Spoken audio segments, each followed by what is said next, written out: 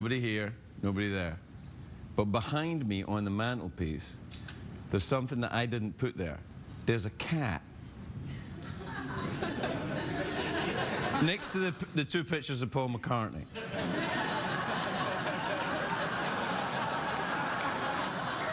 Now, I didn't put that cat there. I think that cat turned up of its own accord. What does it mean when cats start to appear? Means that you could be infested with pussies before the night is out.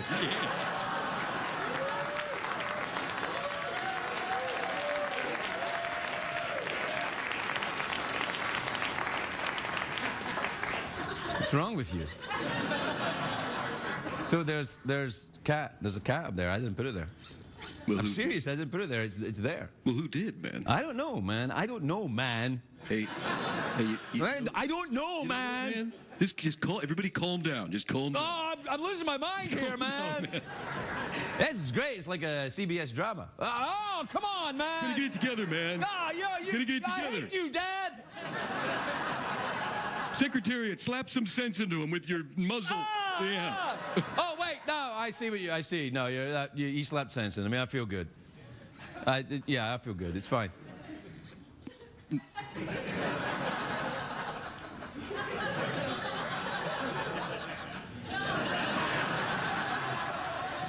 I can't choose. I love both you guys. Oh no, that's more the CW, isn't it? Yeah. Like I'll be the teenage girl and you be the vampire and you be the werewolf. Okay. All right, ready?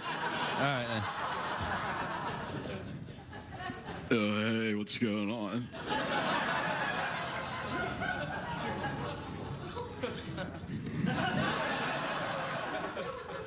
Why pay for cable?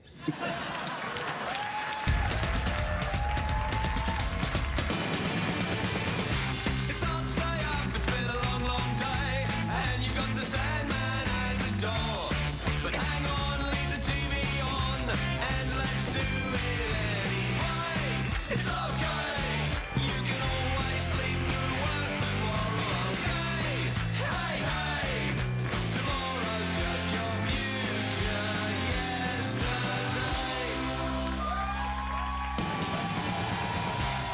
The Late Late Show with Craig Ferguson, sponsored by the HP Envy X2, a notebook that transforms into a tablet.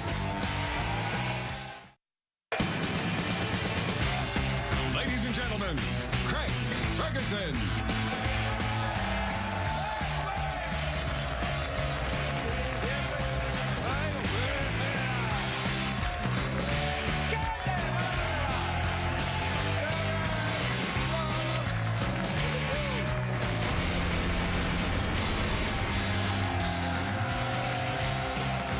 Welcome to Los Angeles, California. Welcome to the Late Late Show. I'm your host, Stephen K. Ferguson. Thanks, everybody. Thank you. Thank you. That's enough. Wow. Do you believe I this? love you. Thanks a lot, everybody. Thanks. That's enough. Hey, it's a great day for America, everybody. Yes, it is. Friday. Friday. It's Friday, Jeff. Hooray! Friday, yeah. Well, you don't. You don't even sound like you mean it. What the hell, man? Well, come on, like Friday, Friday, yeah, Friday, yeah, like Friday, yeah. that. No, you're just like Friday, yeah, Friday. That's as loud as I get, man. No, come on, I've seen you more animated than that. Friday, yeah. Friday. What the hell, man? Sometimes I think you're just punching a clock here. No, man. Yeah, you just phone it in. It's like you're not even here. It's just like some kind of animatronic version of you. Touch your nipples again. That's it. Yeah. My collar's a bit funny. I noticed it when I came out. Is my collar a bit funny tonight? What's happening? Is my neck got very fat? Sometimes that happens. As you get older, your neck gets fat and your testicles drop. Yeah. Is it all right now? Michael, is it all right? Does my collar look all right? The last thing I want is to look unprofessional. Anyway, look, it's a great day. It's Friday. It's a great day for the Star Wars fans. Disney announced today they're making new movies featuring young versions of the beloved Star Wars characters. It starts with Han Solo. Now, we don't know who's going to be playing teenage Han Solo, but they've already found the perfect young Chewbacca, Khloe Kardashian. See what I did? See what I did? There you are. There's you. That's what I did. I did the setup there. I said something. This is a late night joke. This is how they do it. They do the setup, they set up the joke, and then boom, a celebrity who wasn't expecting. Bam. Bam! Take that, innocent celebrity. Knocking it out of the park. Knocking it out of the park on a Friday. Friday. Yay! The soccer star David Beckham is in hot water. It was revealed he used a butt double in his latest underwear ad. Now, I know a lot of people are disappointed to hear this, that it's not his real butt, but in fairness, I really needed the money. All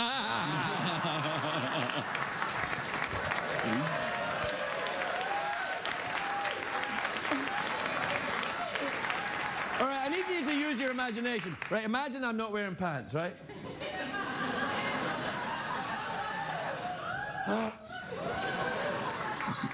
Yeah, it was pretty frightening, wasn't it? Anyway, it's a big weekend over in Asia. Sunday night is Chinese New Year, so let me be the first to say Gung Hei Fat Choi, everybody, which means best wishes for a prosperous new year. It's either that or I just threatened to invade Taiwan. Either way... Oh, dear. Do you speak Chinese? Yeah. Mandarin or Cantonese? Mandarin. Okay, let's have some then. Bok choy. Anyway, 2013, 2013. Look, Gung Hei Fat Choi. Anyway, look, it doesn't even say it right. Anyway, look, it's the year of the black snake, not to be confused with the year of white snake, which was 1986. Oh, yeah. Here I go again on my own. Anyway, the Chinese New Year is based on 12 animals. Now, my favorite is the cock. I hope...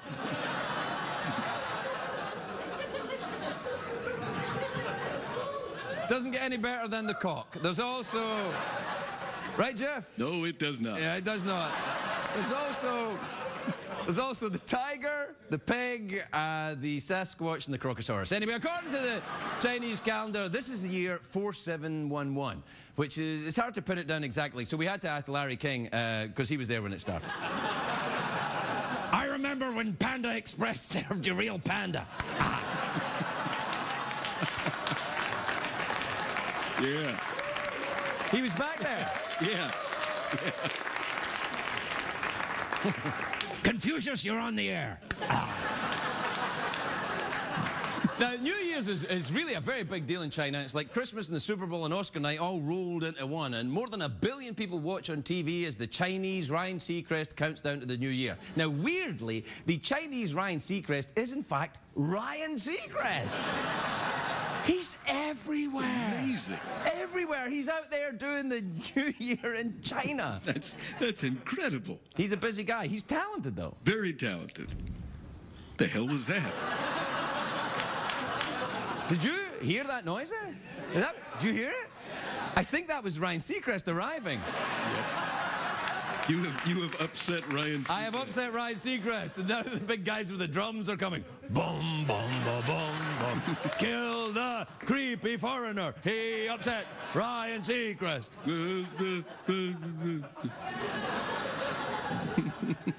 Chinese New Year. Astrology. Astrology is derived from the root word astrologia, which is Latin. It means crap. And I look forward to your letters. Astrologers say what happens in the sky affects what happens down here on Earth. And they're right. It's called weather. I don't put much stock in astrology. It's all made up. But I'm a Taurus, so I would think that. No, that's true.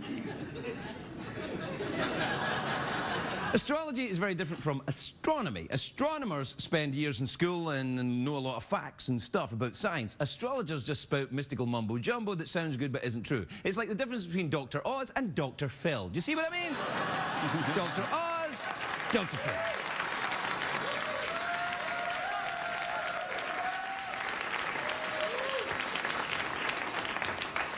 Wow, the audience have really turned on Dr. Phil, haven't they?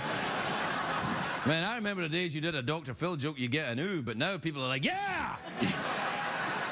They are worked up, man. Yeah, they are worked up. It's almost like they've been here too long.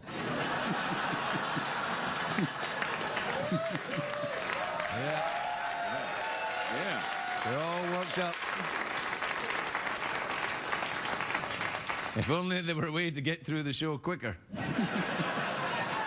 We could do it, man. How? Just do it really quick? We'd just bail. We'll just bail and show cartoons? Yeah, man. Ah, man. Yeah. Wouldn't we get in trouble for that? Oh, man, they'll play infomercials or something. Well, let's do an infomercial right now. I'll come over to you and we'll do an infomercial. Okay, all right. All right. What do you want to do an infomercial for? Boner pills. All right, let's go. Wonderful, it's good, yeah. Oh, all right, I'll be the guy coming in, all right? Okay. Oh, I'm really sad. What's wrong, honey? Oh, that.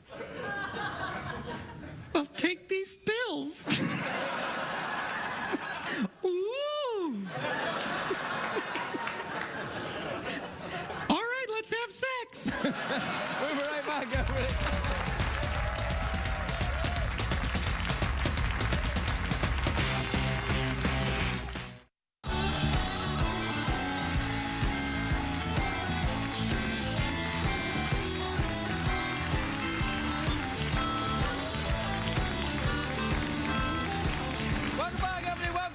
The show where tonight things are going crazy, right, Jeff? Things are out of control. Out of control. Secretariats, come on out. Come on, get back in.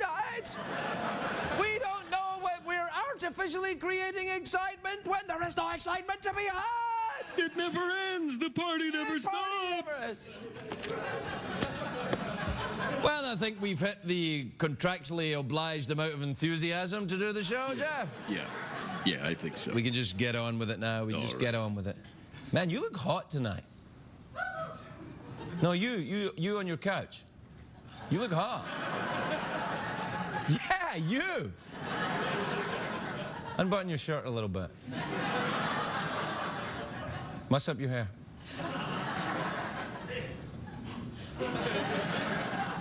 I can't really see you. I can. I look forward to your creepy letters.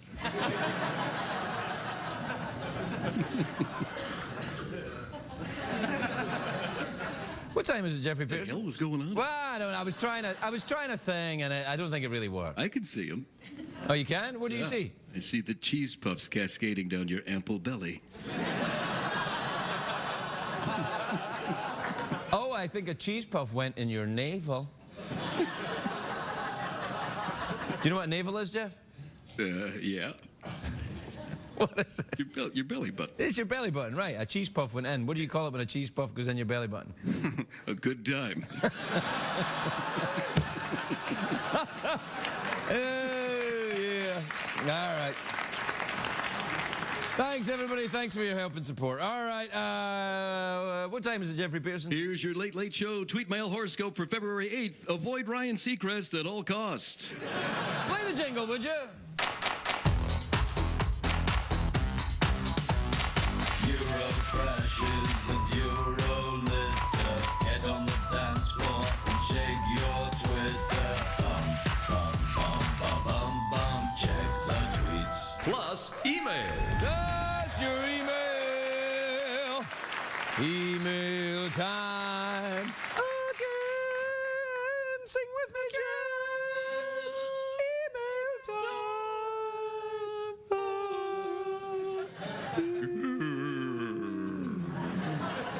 All right, this is from Marie in Paris, France. Wow. Ooh. I didn't know this show went out in France. Hey, French viewers.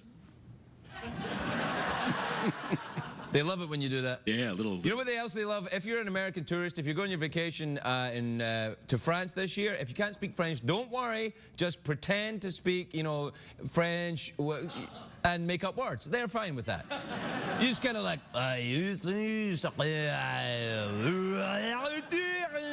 they're like, oh, Americans, you are such fun. Please help yourself to anything in my cafe.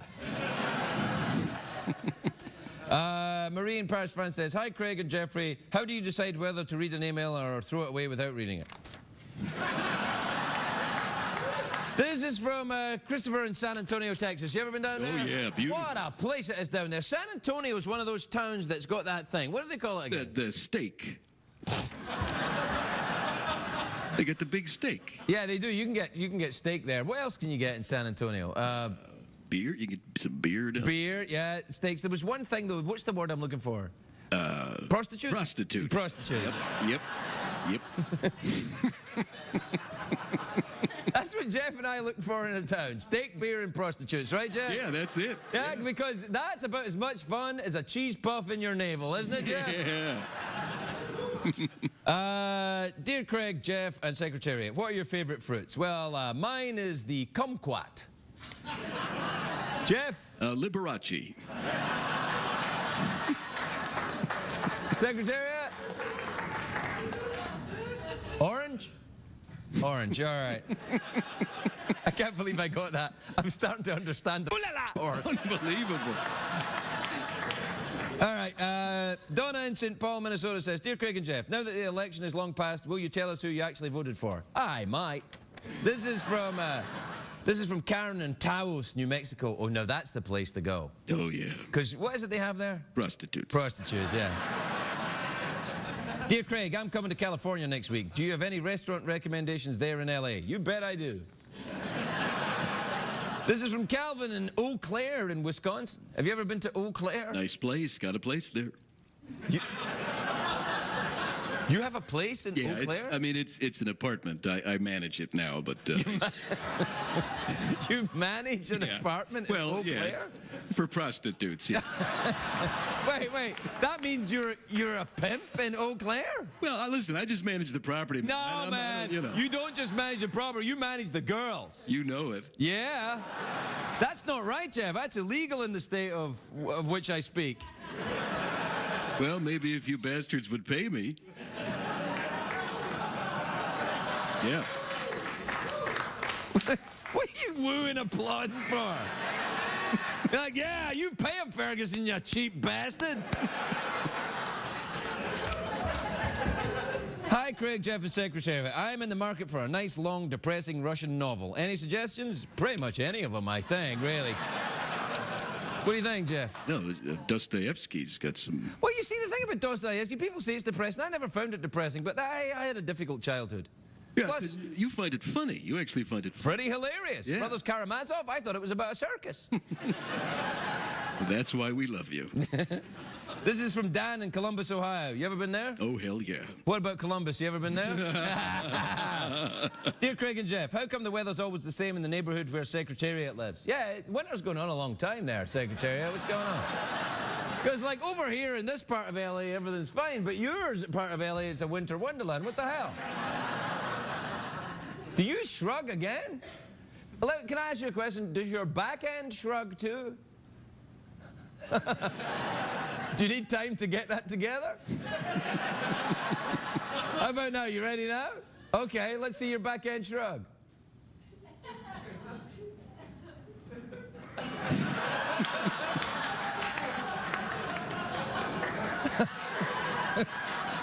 Yeah, all right. All right, that's enough. Thanks. Man. Yeah. You know, in a normally weak show, this one's really going to stand out, this one, isn't it? Yeah, you've lost total control. It's really... anyway, so the weather, that answered that question. And finally, the last one, this is from Dev in Fairbanks, Alaska. You ever been up there? Beautiful place. Oh, man. You have a place there, don't you? I did, yeah. What do you do when you're in Fairbanks? I pimp out local women.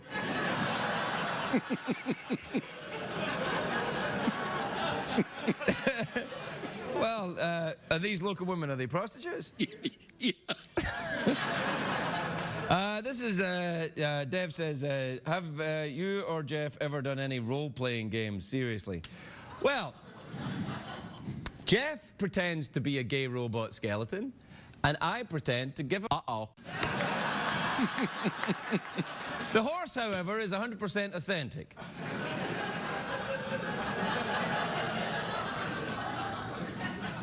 CBS Scares. We'll be right back, everybody. We'll be right back.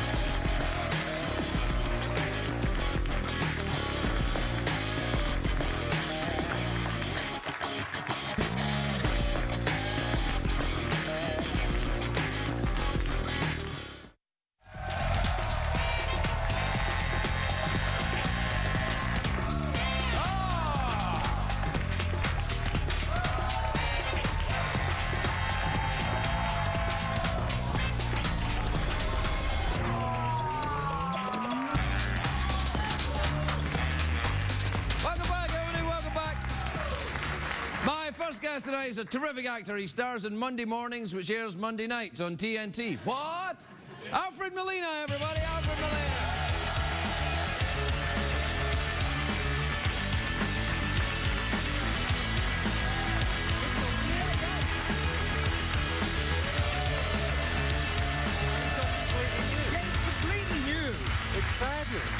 It's completely new, Alfred. Everything's changed. You haven't been here since the new studio. It's totally new, big audience. Yeah, well... Better looking, too. Better looking audience. You should have been here last night. They were hideous.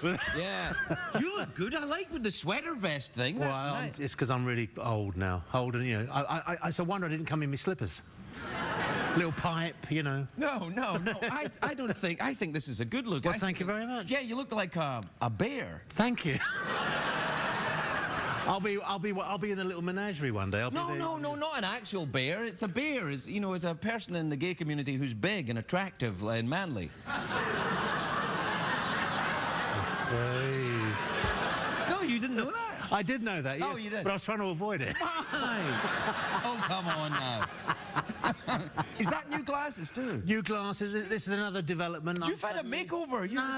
Everyone thinks they're an affect. I can't see a bloody thing anymore. Really? Yeah, it's ridiculous. It happened like that. I couldn't believe it. Really? I woke up one morning and I thought, why is there fog in my bedroom? I couldn't see a bloody thing. Like, take your glasses off. Well, I mean, I can see you. All right, then. Everything else is a little bit kind of blurry. You see that? I can see that, but I don't quite know what it is. It's just a wave. That's all it is. Yeah, no, it's like... How have you been otherwise? I've been very well. I've been very well. I've been doing this series. Monday morning. What's it about then? Is it about...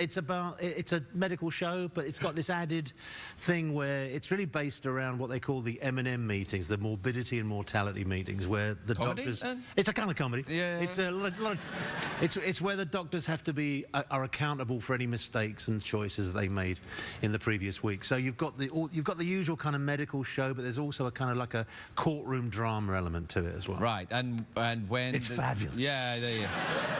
When does the jokes then? What happens? The jokes start. Well, the jokes started when they cast me. Really. Oh, come on. No. Are you American again in this? No, I'm British. Oh, you play. And it wasn't my idea. Oh. It was David Kelly's idea. Which is, you know... David But Kelly? it made me laugh, because he phoned me up and he said, I think we might make the character British. And I went, OK. And he went, one less thing to worry about. But I was cool. I didn't say anything. Well, your American accent's pretty good. It was OK, but... When you were Dr. Octopus, I thought you were American. I was. Yeah. Yeah. But... Now, what's the thing you're not allowed to say? Doctopus? Doctopus? I don't know, is it? I don't know. Yeah, there's something you're not allowed to say, like, you know, Spider-Man fans get very upset if you say Doctopus or Doctor... I don't know, There's one of them you're not allowed to say. Octopus? Doctopus, Dr. Octopus... Well, I think at the time, people used to say Doc Ock. Doc Ock. Yeah, and everyone kind of went, no, that sounds ugly. But that became very... Well, you don't want a character with 8 legs who's trying to kill all the good people in the movie ugly in any way, do you? I mean, no, you know, he was ugly. He was a terrifying villain. He's got to be nice and attractive and thoughtful and... See, I like villains that are nice and attractive. Yeah, well, all the best ones are. Yes. All the best ones are. Hannibal Lecter, he's always attractive. He was attractive, he was seductive. You know, all the best villains are the ones that kind of, in a way, seduce you in some way or another. Yeah. I'm using the word in its wider context. Yeah, I like it, though. Have you ever done that on the stage? What, playing villains? Like a smooth villain. Once or twice. In what? What would I know? Nothing you would have known. Oh, well, come on, try me. Because you were over here. Right. And I was over there doing it in to Britain. 10 people in a garage. No, come on. You do the big theatres in Britain, don't you? The National Theatre and all that stuff? The National Theatre, yeah.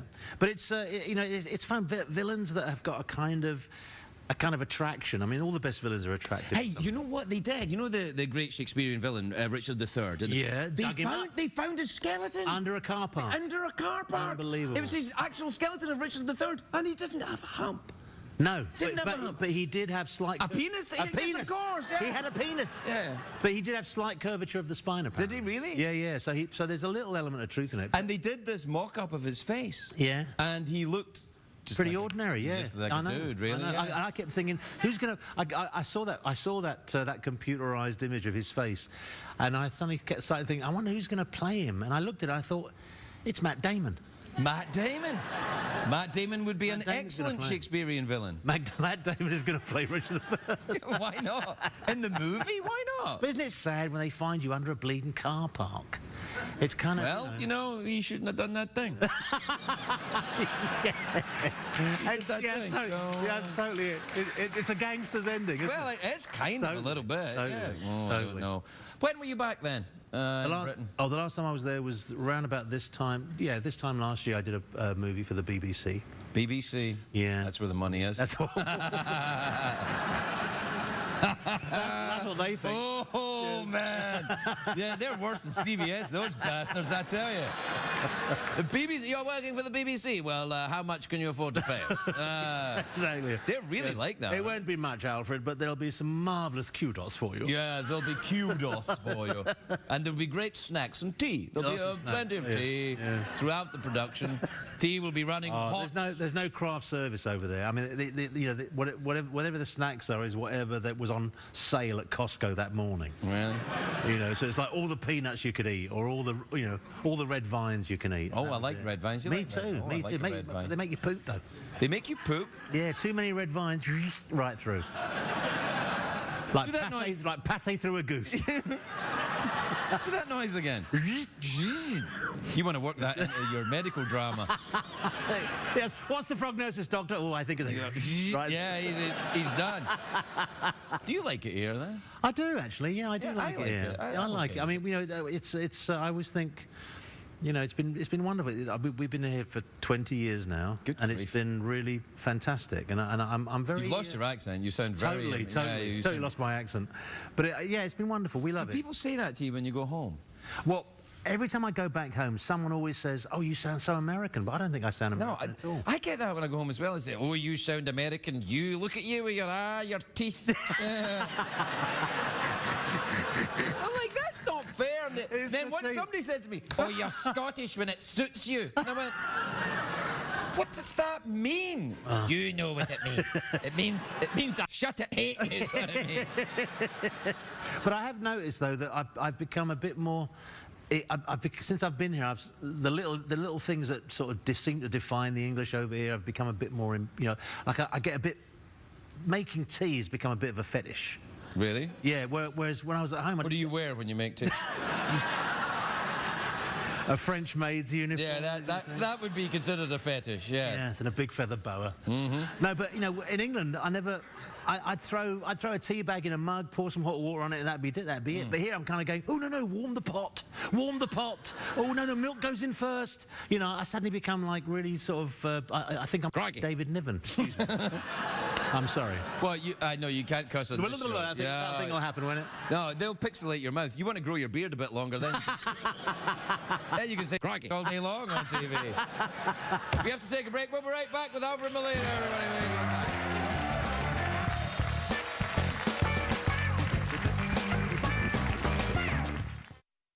Tricia, what I see in you, in addition to a young girl with a ferocious appetite for life, is a young woman willing to bet on herself. Now, I'm asking you to make that wager one more time, but on us in this process, because I promise you, we are that good.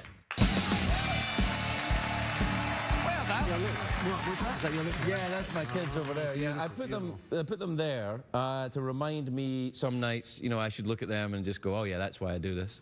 No, that's nice. Yeah, it's That's nice. I mean, what age are yours now? Oh my goodness, my daughter's 32. So out of diapers then? Really? yeah. Only just. Yeah, my two stepsons are in their 40s. My grandkids are now like 9 and 6. Wow. So it's, you know, yeah, time flies. You went early, man. Well, no, my daughter went early. Oh, well, there is that. Hey, did you get your tattoo yet? No, you're right. We're talking. No, I bottled out. I lost my nerve. I have 5 now. Have you really? 5. Oh, see, I actually did go as far. I think the last time I was here, we talked about it, and I did actually go as far as going past the tattoo store. This little the parlour. Right. And it was kind of around about 11:30 at night. Nice time for it. Kind of, and there were a few people in there, and there was a guy. He was like lying back a bit like this, and he had his arm on a sort of like on a thing, resting his arm, and the tattoo artist was working on it. And as I was looking through the window, the guy doing the tattooing just did this. He just sort of went and gave me this real look like, what the hell, you know? And I just sort of went, and I'm outside, and I actually went, sorry. And carried on walking. And as I was walking away, I suddenly thought, who am I kidding? Well, there's no way I'm going to get a tattoo. Yes, you will. Once you get your first tattoo, when the guy looks up at you and looks at you like that, you look back at him and you go, sup? Yeah, check it out. Yeah. No, I think it's time. But I think it's time. Maybe. I think you needed the fox hunt scenario on your back.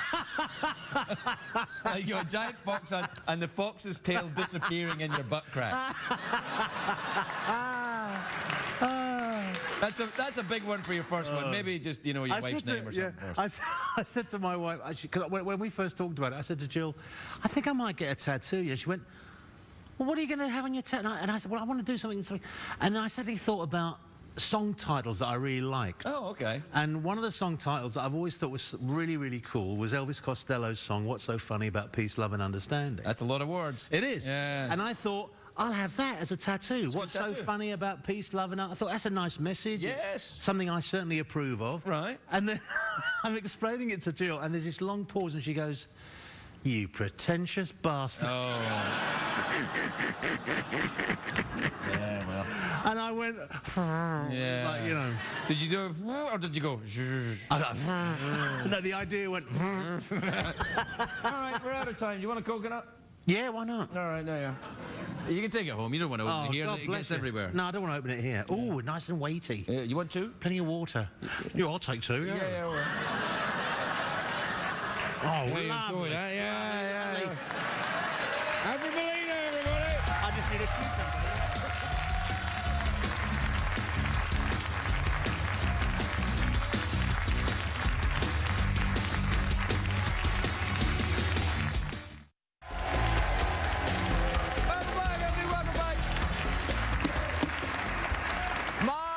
Guest is a very funny comedian. Her first book, Screw Everyone, Sleeping My Way to Monogamy, is in stores April the 2nd. Please welcome the adorable Ophira Eisenberg, everybody. Ophira Eisenberg.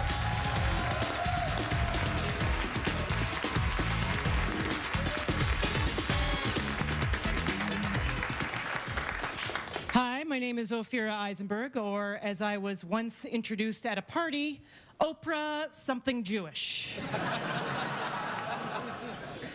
I just realized that my little nephew will never know life without Facebook.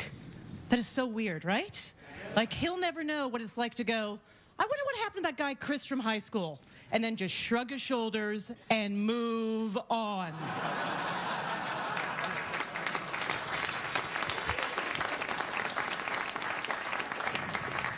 Those were the golden years. Those were the golden years. And I'm friends with all of my exes on Facebook, of course. Totally artificial friendship, ridiculous. Even one of the guys now stalks me on Facebook, always posting on my wall, liking things, and I have to let him get away with it because, to be fair, back in the day, after we broke up, I totally stalked him. But it was before Facebook, when stalking was different. Right? You needed a car. You need maps, binoculars, chloroform, you know.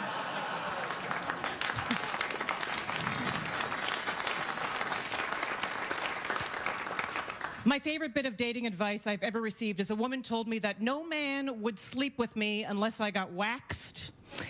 And I learned very quickly I would sleep with anyone after a fresh, expensive bikini wax, because you have a very small window to get your money's worth on that stuff. So you gotta move. And I'm half Israeli, so I've got like 40 minutes, you know,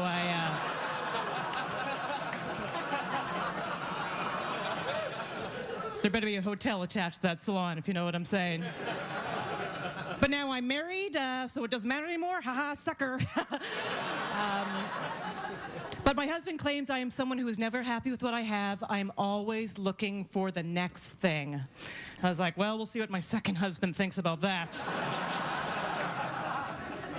We met offline. It's not called real life anymore. It's called offline. But I did a lot of dating online. I was on this one site where you put up a picture, you write a profile, and then you were supposed to put a couple words under your picture, like a tagline, to get people interested in checking you out. And I did not know how to describe myself in a couple of words. I'm like, I'm in my 30s. I've kind of been around the block, you know. What do I put? So finally I just put, as is.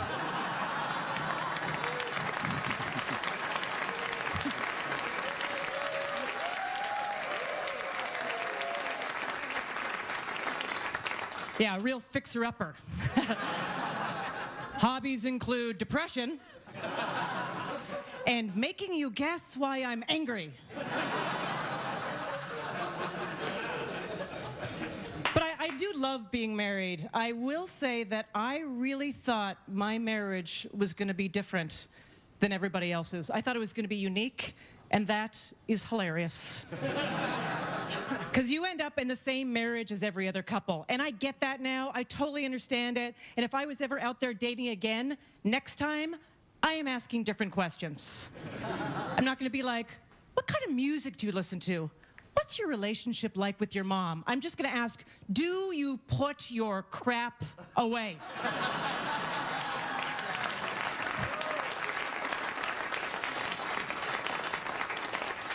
You walk into the door, you have a jacket, hat, and bag. Walk me through what happens next. But I'd probably end up with someone, I'd be like, oh, that guy, he cheats on me. Oh yeah, and he gambles. He drinks, but he's tidy. Who cares? Here's a dreamboat. And my husband said the #1 most stereotypical thing you hear a man ever says to his wife. He said, since I've been married to you, I have never been right. It's like, well, you were just then. So that's one, yeah. We can work on that together. Thank you very much.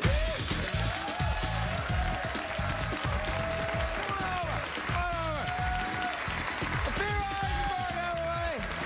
That's lovely. Take a seat. Take a seat. Let me take that from you. We're out of time, but I wanted you to sign my book because it looks really good. Yeah, you like the title, Screw Everyone? Yeah, I do, actually. It rang about. What were you talking about? She doesn't have a mic? Oh, here, hold on to this, Ophira. Oh, okay. Hi, we're back. Yeah. We're back. Do you walk around with that? I do, yeah. This is, mine is bedazzled, but I like this one, it's a good thing. too. You should have that for a comedian. That's a great thing. Are you doing a lot of stand-up right now? I do a lot of stand-up, God, and then I wrote this thing. That's the thing that comedians do now. They write books. We write books. This was more challenging than stand-up, though. Does your husband have a problem with you telling stories about... Yeah, he doesn't love it, but...